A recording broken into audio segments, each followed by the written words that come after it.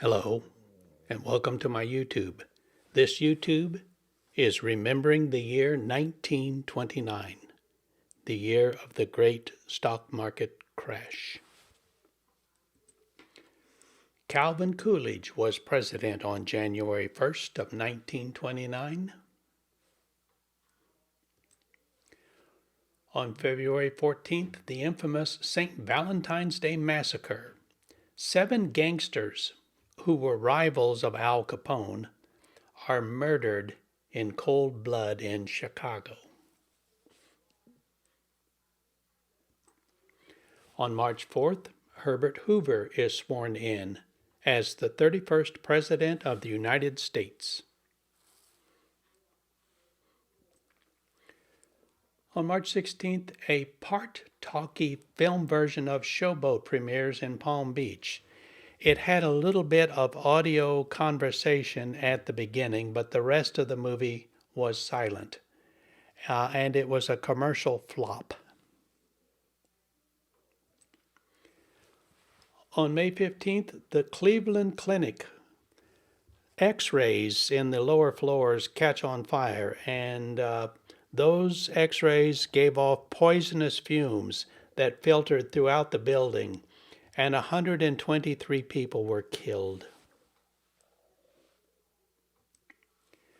On May 17th, Al Capone and his bodyguard are arrested for concealing deadly weapons. On June 16th, Otto Funk, 62-year-old, finishes his marathon walk. He walked from New York City to San Francisco, 4,165 miles. It took him 183 days, and he played his fiddle the entire time. Here is a picture of him in New Mexico playing his fiddle as he's walking through an Indian reservation. On June 27th, the first public demonstration of color television is held by H.E. Ives and his colleagues at the Bell Telephone Lab in New York City. On August 19th, the radio comedy show Amos and Andy makes its debut, starring Freeman Gosden and Charles Correll. So 2 old white guys were playing the black guys, Amos and Andy, for years and years and years. On September 3rd, the Dow Jones Industrial Average peaked at 381. This was a height it will not reach again until November of 1954. This is September, and the crash is coming in about 2 months. And here it was, October 24th through the 29th, Wall Street crashes. 3 multi-digit percentages, meaning more than 10%, drops wipe out more than $30 billion. In today's dollars, that would have been $569 billion lost from the New York Stock Exchange. That is 10 times greater than the entire annual budget of the federal government. It just flat wiped thousands and thousands of people out of all of their savings. A lot of people borrowed money to buy stocks, and then the stocks crash, and they couldn't pay back all the money they'd borrowed just to buy the stock. By the way, there was, you've heard stories perhaps of millionaires jumping out of the windows to kill themselves when the stock crashed. That is not true. There is no evidence whatsoever that the suicide rate changed whatsoever. In fact, the suicide rate was higher in 1928 than it was in 1929. It was a false story started by a British newsman. On November 29th, U.S. Admiral Richard Byrd, Captain Ashley McKinley, Brent Balcham, and Harold June become the first people to fly over the South Pole. On December 3rd, U.S. President Herbert Hoover announces to the Congress that the worst effects of the recent stock market crash are behind the nation, and that the American people have regained faith in the economy. How wrong he was. The Great Depression was just starting. Who was born back in 1929? Many of you, especially you older folks like me, will recognize almost all of these names. Martin Luther King Jr. was born that year. The actor Vic Morrow.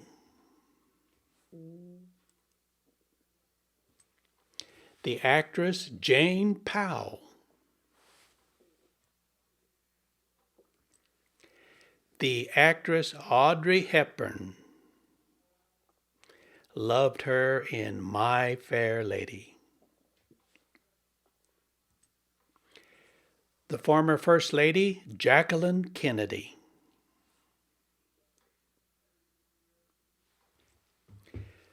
The very good country western singer Buck Owens. I loved all of his music. The comedian Bob Newhart.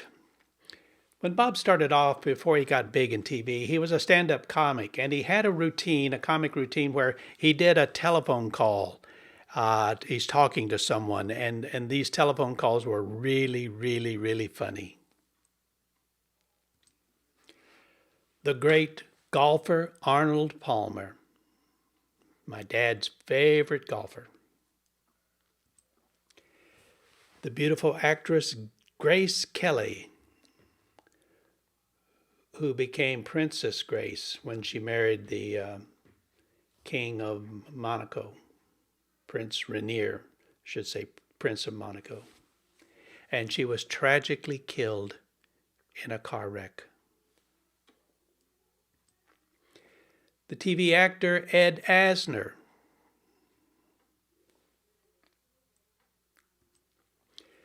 Dick Clark, American Bandstand. Every weekend.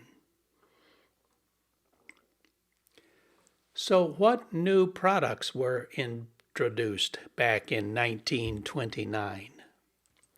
7-Up. By the way, the 7-Up was invented in St. Louis, Missouri. That was my hometown for many, many, many years. There's a building in downtown Clayton that was 7-Up's headquarters.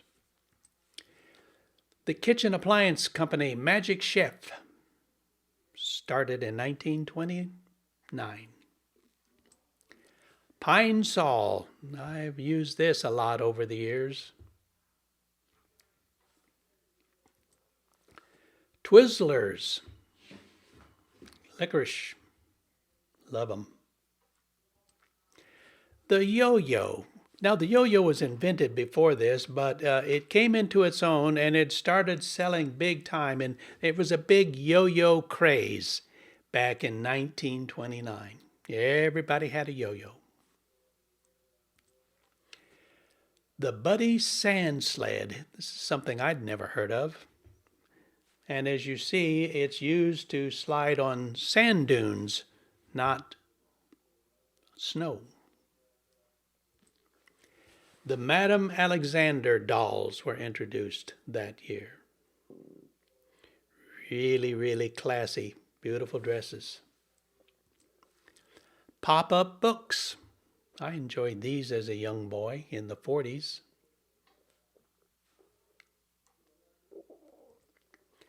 The Hopewell Flyer Dirigible. It had batteries in it and had a propeller, and this thing would fly round and round and round. Look how cheap it was, 59 cents. What were the top grossing movies of 1929? In other words, which movies made the most money? Coming in at number 1 biggest money maker, Gold Diggers of Broadway. Number 2, Sunny Side Up. Number 3, The Cockeyed World.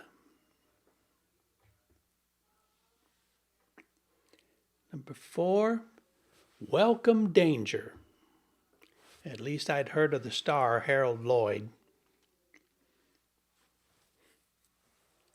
And number 5, The Desert Song.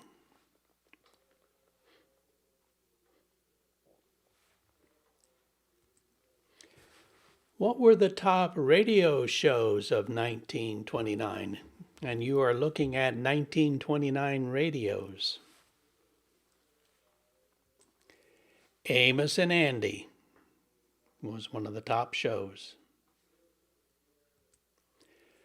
The Fleshman's Yeast Hour, hosted by Rudy Valley.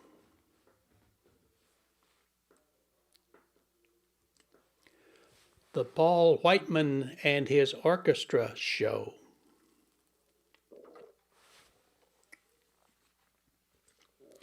Music and the Spoken Word. This was broadcast from the Mormon Tabernacle. And they broadcast the Mormon Tabernacle Choir, and then someone would give a religious talk. The Majestic Theater of the Air. One of the hosts was Eddie Cantor.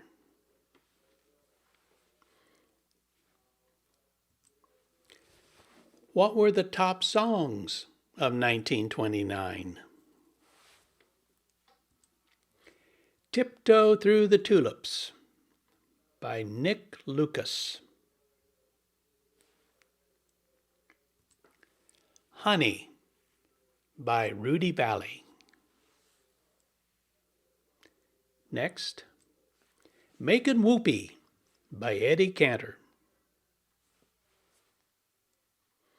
Coming in at 4th, Am I Blue by Ethel Waters. And coming in at number 5, Little Pal, recorded by Al Jolson.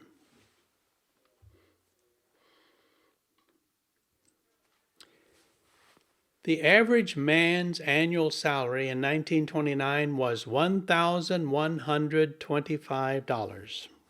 I know what you're thinking. That's pathetic. Let's convert that into our dollars so we can really make a comparison. In today's dollars, that would be a salary of $21,368. That is still a terrible, terrible salary.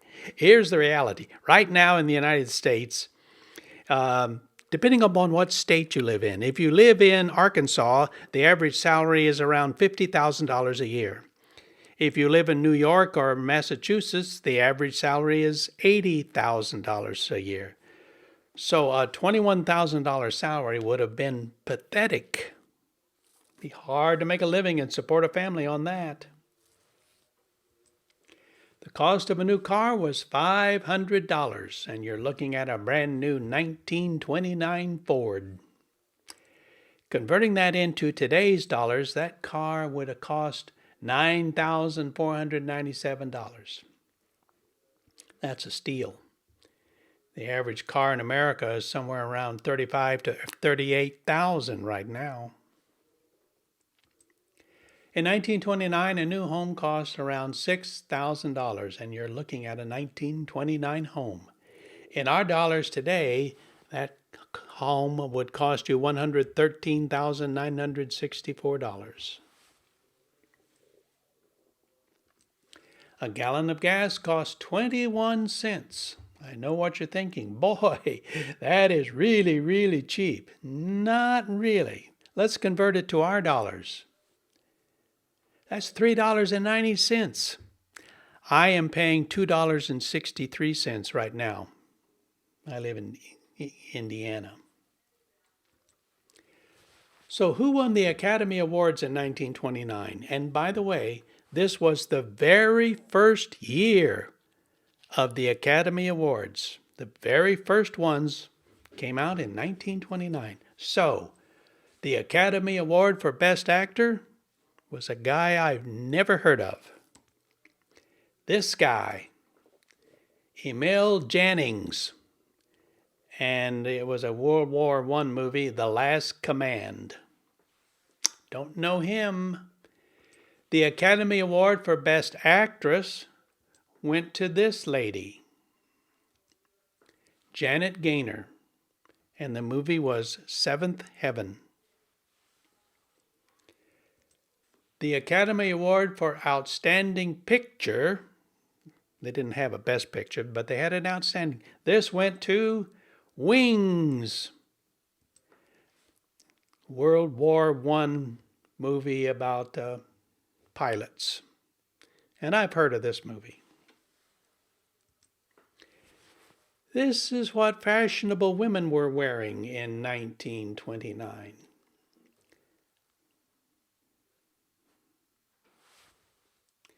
And this is what the well-dressed man was wearing in 1929.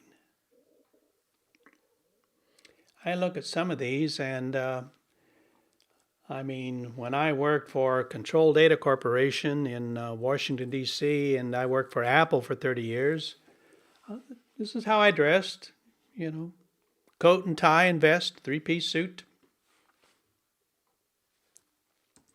And this is how children were dressing back in 1929.